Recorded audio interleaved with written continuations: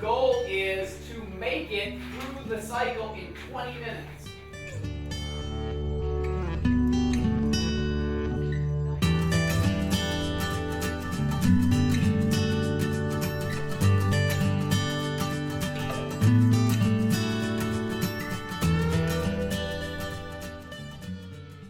What Portland Public Schools has not really undertaken before is that systems level change. And the opportunity to partner with Nellie Mae and Jobs for Maine's graduates in doing that is one of the pieces that was incredibly tempting for us 4 or 5 years ago, wherever we are right now. That systems change for me is going beyond events, going beyond structures at a school, and really changing how we do business. And the first time that I met Nick Donahue, we actually had the Nellie Mae and some other funders, along with Governor Baldacci, who is chair of our national board, Jobs for America's Graduates, go to a middle school in South Portland.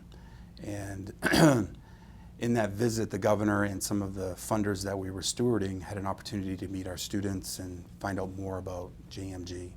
And that's where I first really got to know Nick Donahue.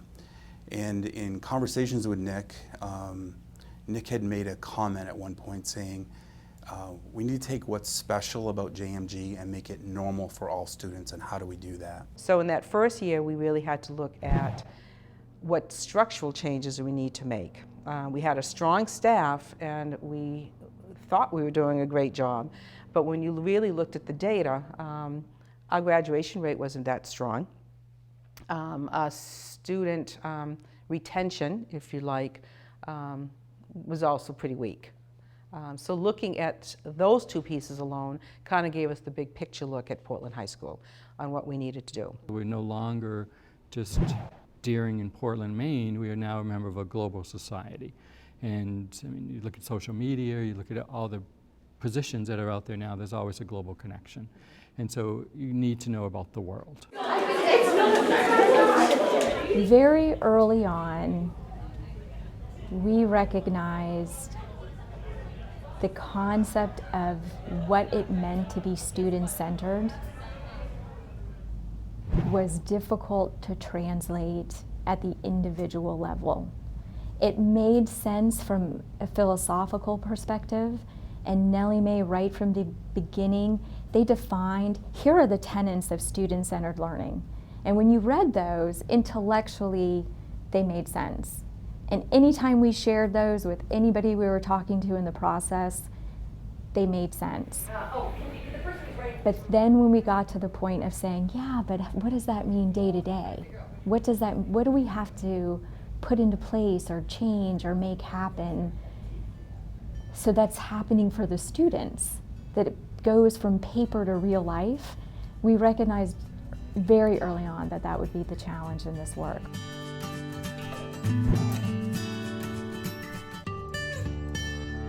It's been a really long process to develop those structures and to develop the trust and to develop an understanding that we are all in this for kids. All of Portland kids are our kids. It doesn't matter which school you work at. It doesn't matter what community organization you come from. They're all our kids. And so we've got to work together to make sure that we're doing best by our kids. And so that's been a big change. We may have said it before in that room. We were all for kids. We were all individually for kids. Absolutely. But now I can honestly say that when we get together with a group of people around this work, we are all in it together and about working together to make sure we do best for our kids. Recognizing common work around shared key ideas, extended learning opportunities, getting to know kids well, the idea of a senior capstone, standards-based assessment. All of those things are concepts that we all think are important at each of the schools, and so it's in our interest to share what's working. And I don't think that was so clear before, that we had some common purpose and vision we were all striving towards. There is a definite change among the collaboration within the schools. I see Casco Bay High School becoming a model that we look toward to gain information from, to learn from their experience and to tap into their expertise. And that's a whole new relationship for us, teacher to teacher. Portland High School, through our proficiency-based work, and Casco Bay also, but the teachers meet together in their content teams, and that's one of the tenets of student-centered learning, the proficiency-based, also state law. So I've seen that relationship form, which hasn't been before, but even administratively, principal to principal, there's been much more collaboration and honest conversations, and it feels like the amount of competition is decreased. It's still there because there are a finite number of 8th graders and all 8th graders get to choose. So that's one of the wonderful effects of this grant, the student-centered learning, is that we now all have a unique personality. And I think teachers knew each other, but not in the way that they do now, because now they're meeting twice a week, every week for 3 years. One of the teams has been together that long, and so you can imagine the relationships that are there, and just the knowledge of what's going on in the science classroom next door is huge. I mean, it's a totally different world. So, yeah, it's come a long way. It's come a long way. I think we've seen a lot of growth in the last 3 or 4 years because it has been a 3 or 4 year end game, and it's not even done now. I think when I first went into this, I figured this is a 5 to 10 year project.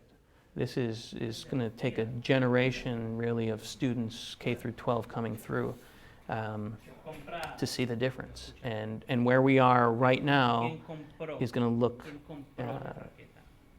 where we'll be in 5-10 years will look different than where we are now. We've had a 20-year partnership with Portland Public School District, and throughout the years that partnership has grown. And when you're talking about collaboration to make a difference, you got to have a willing partner. And what we have found, even though there has been turnover within the, whether it's the school board or the administration of Portland School District, we have found willing partners that were willing to want to make a difference, to want to improve their school district. And if you have that philosophical belief that yes, what we're doing is good, but we need to improve what we're doing, that's half the battle. So I think we found the right partner in the Portland Public School District. We met many leaders within the school district at all different levels, whether it's at the teacher level, high school administration, or in the superintendent's office, or even the school board.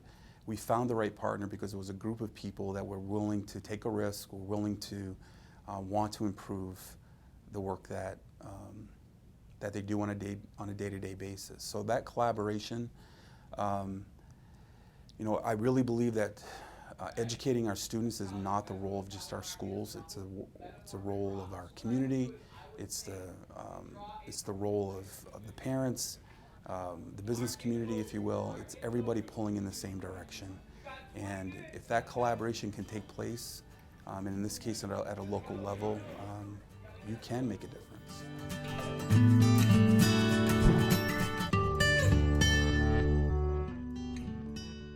And I think what we want are for students to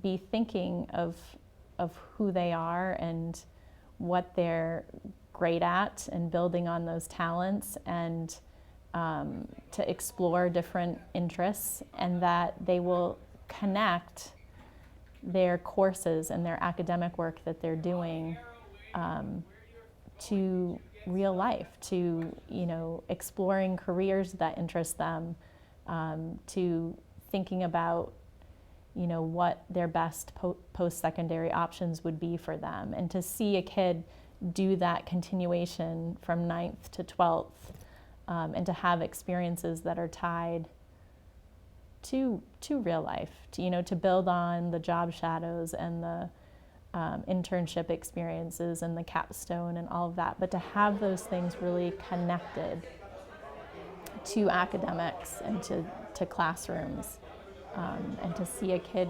graduate that picked a pathway as an interest, and took that strand through in the courses they took, in the job shadow experience they had, in the internship they chose, and the capstone they finally did.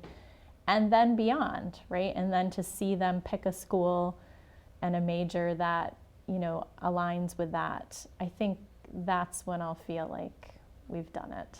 When the students walk out of Portland High School, they're going to be better college students, they're going to be better employees, and just more productive citizens.